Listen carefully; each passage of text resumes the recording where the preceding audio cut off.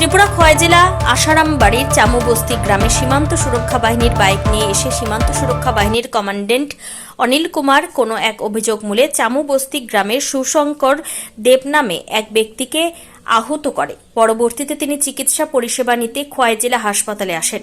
তখনই হঠাৎ ওনার কাছে ফোন যায়। ওনার বাড়ির সামনে এসে শূন্যে গুলি করে বাড়িতে প্রবেশ করে সীমান্ত সুরক্ষা বাহিনীর 10 থেকে 15 জন জওয়ান।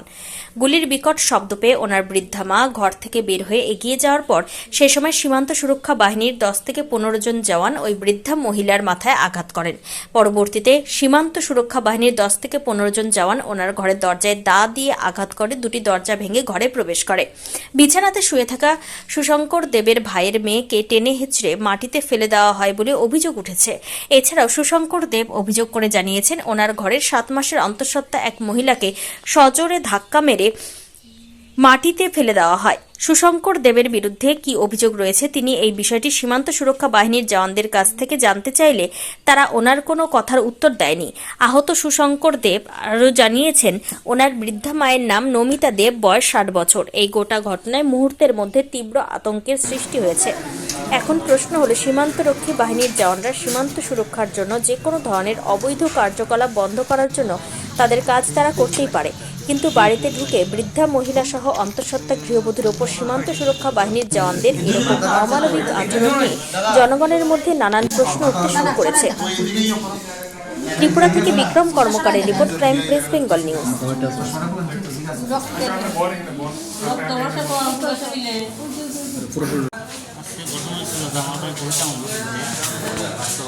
চামবস্তি আমার একটা দোকান আছে, আমি বাড়িতে আলু খেতে কাম করতে আসলাম।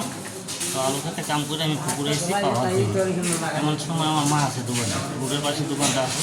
তো এই চামবস্তির বিএসএফ ক্যাম্পের কোম্পানি কমান্ডার সিভিল ড্রেসে বাইক নিয়ে এসে আমার মারা জিজ্ঞাসা করছে তোমার ছেলে কই। তো মা আমার ডাক দিয়েছে, আমি পুকুরে আসলাম, পুকুরতে বাড়িতে আইসি। আসার পরে যখন আমি দোকানের সামনে আইসি, আমার বলছে তোমার নাম কি? আমি বলছি আমার সুশঙ্কর দেব, আর কোম্পানি কমান্ডার নাম হচ্ছে অনিল কুমার, বিএসএফের কোম্পানি কমান্ডার। তো আমার কইতেছে তুমি ক্যাম্পে চলো। আমি বলছি ক্যাম্পে কেন যাবো স্যার, আমার কী অপরাধ বা কোনো সমস্যা থাকলে আমার এখানে কোন ওইখানে কোন যেত না, ক্যাম্পে যাওয়া লাগবে। আমি বলছি ঠিক আছে, ক্যাম্পে যদি যেতে হয় আমি গ্রামের মেম্বার প্রধান আছে তারা নিয়ে যাই। এই কথা কোয়ার পরে আমি কয় তোমার কি জবাব দিতে হইব, তুমি কি চিনো আমি বিএসএফের কোম্পানি কমান্ডার কইয়া আমার উপরে এখানে অত্যাচার করছে, আমার হাতে মারছে, এখানেও মারছে। মারার পরে আমার মা বোন তারা আসছিল, আমার আটকাটি কইটা তারা আমার বাড়িতে নিয়ে গেছে। তখন সে গ্রামের মানুষ আমি চিল্লাচিল্লি করছি, গ্রামের মানুষ আইতে আইতে সে বাইক নিয়ে ক্যাম্পে ঢুকিয়ে গেছে। ক্যাম্পে ঢুকিয়ে গেছে ভালো কথা, আমি দুপুরবেলা কামটাম খাইতে এখন আমি এসেছি হসপিটালে, আমি নিজে চিকিৎসার লেগে এসেছি। চিকিৎসার লেগে আসার পরে আমি এখানে ডাক্তার এখানে আইসি বলে দেখা যায় আমার বাড়ির থেকে ফোন এসে বিএসএফের কোম্পানি কমান্ডার অনিল কুমার, সে আমার বাড়িতে প্রায় 10 থেকে 15 জন নিব বিএসএফ নিয়ে এসিরা আমার বাড়ির ঘাটার সামনে গিয়া প্রথম ফায়ার করছে। ফায়ার করার পরে আমার মা ফায়ারের শব্দ শুনে যখন টর্চ নিয়ে আইসে, আমার মার হাত থেকে টর্চটা ছুটাইয়া আমার ধাক্কা দিয়ে ফালাইয়া লাঠি দিয়ে আঘাত করছে। আঘাত করার পরে আমার ঘরে গেছে, ঘরে আমার মা আর ভাই আছে, বৌদি আছে, ছোটটা ভাতিজিও আছে। বৌদি কি তো প্রেগনেন্ট? বৌদি প্রেগনেন্ট আছে, 7 মাসের প্রেগনেন্ট আছে। তারা কি কোনো লেডিস মানে বিএসএফ নিয়ে গেছিল? লেডিস বিএসএফ নিয়ে গেছেন, সব ছেলে। এখন আপনারা কি চাইতেছেন? মানে ঘরে গিয়ে কি হামলা করছে? ঘরে গিয়ে সেটা আমার ঘরের দরজার মধ্যে দাউ দিয়ে আঘাত করছে, দাউ দিয়ে আঘাত করে 2-2টা দরজা ভাঙছে। ভাঙার পরে আমার ভাতিজি বিছনাতে শুয়ে রয়েছিল, ভাতিজিরে টাইনে ফেলাই দিয়েছে মাটিতে। আমার বৌদিরে প্রেগনেন্ট আছে, বৌদিরে ধাক্কা মেয়েটা মাটিতে ফেলাইছে, আমার বাইরে প্রচণ্ড আঘাত করছে। মূলত বিএসএফ এর অভিযোগটা কি আপনার বিরুদ্ধে, যে কারণে এটা? আমি বারবার জিজ্ঞাসা করছি, স্যার আপনি আমার ক্যাম্পে দিতেছেন, আমার কি সমস্যা, আমার কি কোনো আমার অপরাধটা কি? সে আমার কোনো কিছু কইতেই রাজি না। সে এখন তোমার কি জবাব দিতে আমি পারবো না, আমি বড় অফিসার। এই কথা কই আমার উপরে অ্যাটাক করছে, আমার মারধর করছে। কে কে যারা আহত হয়েছে আপনার মা আর যে আপনার বৌদি লাগে, ওনাদের নামটা কি? আমার মার নাম হচ্ছে নমিতা দেব, বয়স কত? বয়স 60+। ভাই হচ্ছে সুব্রত দেব, ভাই বয়স হচ্ছে 40+। বৌদি তো 27 শুভমণি, 7 মাসের প্রেগনেন্ট। ভাতিজি আছে 4 বছর। 4 মাস না 7 মাসের প্রেগনেন্ট? 7 মাসের প্রেগনেন্ট। আপনার বাড়িটা? আমার বাড়ি চামবস্তি। নামটা আপনার? সুশঙ্কর দেব। এখন কই আছেন? এখন ডাক্তার এখানে নিয়ে এসেছি, আমার মাদের বৌদিরে নিয়ে এসেছি তারা চিকিৎসার লেগে। কতক্ষণ লাগে আপনার বাড়িতে এই ঘটনাটা ঘটছে আনুমানিক? 8:30 থেকে রাত্রে 8:30 থেকে শুরু হয়েছে। এরা প্রায় আধা ঘন্টার উপর নির্যাতন করছে। ঠিক আছে, ওকে। কে মারছে আপনারা, কে মারছে? কি দিছে ঘটনাটা কি দিছে?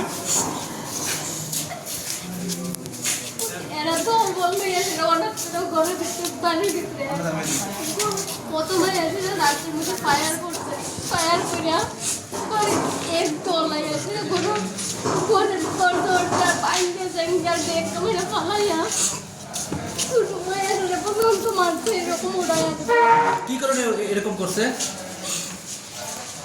তারা বক্তব্য কিটা? তারা কি কিটা অভিযোগ করছে, এলিগেশন দিছে? মারছে যে কি বিষয় কি কেলিকা মারলো? জানি না সকালে তো কিটা হয়েছে তারা আচ্ছা, আমার বাড়ি কোনে নেই? আসে নাম্বার সামনে কত নাম্বার ব্যাটালিয়ন বিএসএফ এর? ও হ্যাঁ রা আইবছে হ্যালো 8 নাম্বারের বিএসএফ এর ব্যাটালিয়ন না? কই তো পার্টি আইবছে সামনে চৌমুস্তিটা। সকালবেলা হ্যাঁ।